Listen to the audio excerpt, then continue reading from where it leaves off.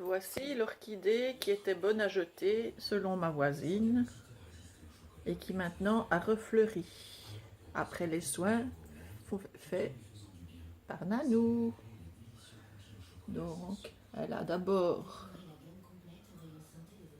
refeuilli, je ne sais pas si ça se dit, elle a fait de toutes nouvelles racines et regardez maintenant la belle grappe de fleurs. Et pourtant elle était bonne à la poubelle selon Sophie.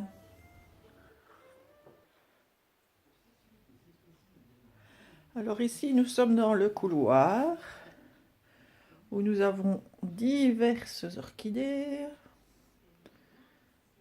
Et donc tu vois, ce que je t'expliquais, ça ce sont des orchidées déjà rempotées.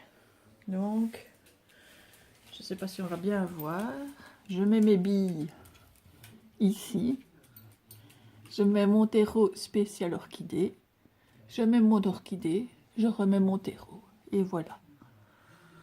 Et donc je fais ça maintenant pour toutes mes orchidées, mais j'en ai bien sûr encore pas mal à faire, parce que bon, moi, des orchidées, comme tu peux le voir, j'en ai pas mal.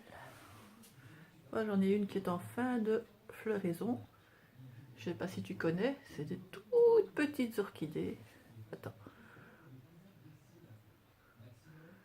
Regarde, tu vois? Et la feuille est tout à fait différente. Voilà. Ça, c'est la feuille.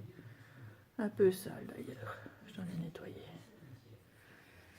Alors, qu'est-ce que je voulais te dire? Eh bien, tu vois, regarde. Après traitement,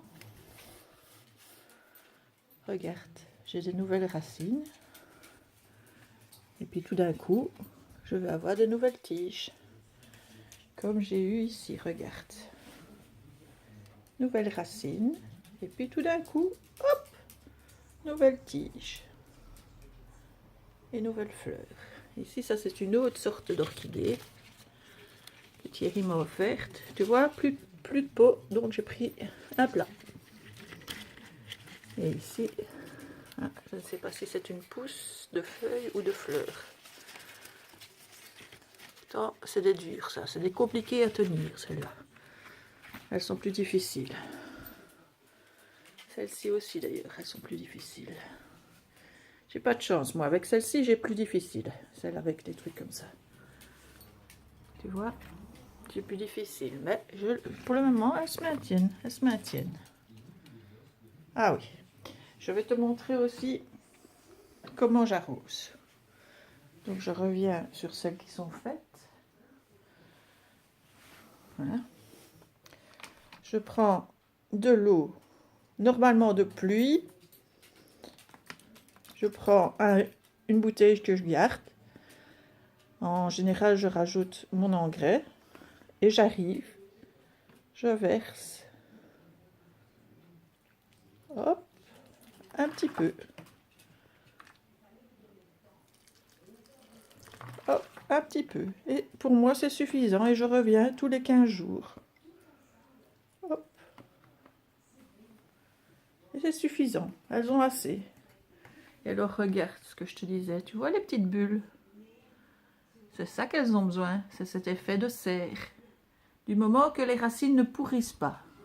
Tu vois, celle-ci, il est temps de la faire. Les racines commencent à avoir dur.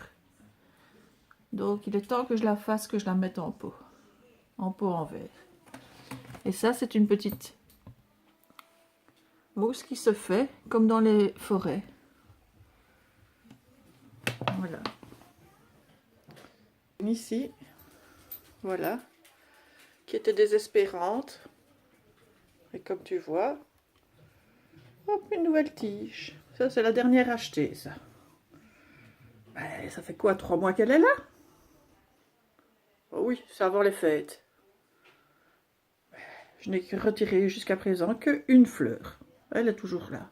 Toujours impeccable. Ah, voilà, il y en a peut-être une de séchée ici, voilà. La deuxième fleur que je retire en 3 ou 4 mois.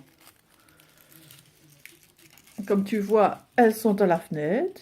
Elles sont auprès du radiateur qui fonctionne toujours sur 5. il doit absolument être associé à une crème. Voici des autres. Sachez qu'un simple anti-cerne suffit à les camoufler. Celle-ci, c'est une petite qui m'a déjà fait plusieurs fois les fleurs. Celle-ci aussi. Celle-ci aussi, elle m'a déjà fait plusieurs fois les fleurs. Je vois qu'il y a une toute nouvelle feuille. Céline va maintenant pouvoir se concentrer sur ses yeux. Pour agrandir et sublimer le regard de chat de la jeune fille, elle a une astuce. Et ça, c'est celle dont je te parlais tantôt. Tu vois comme elle est belle, deux rampes Une base claire pour capter la de lumière, fleurs. puis un duo de fards sombres Magnifique. pour bien dessiner la corne de l'œil. Fenêtre, Donc un parme irisé et un parme mat radiateur. pour sublimer ta couleur.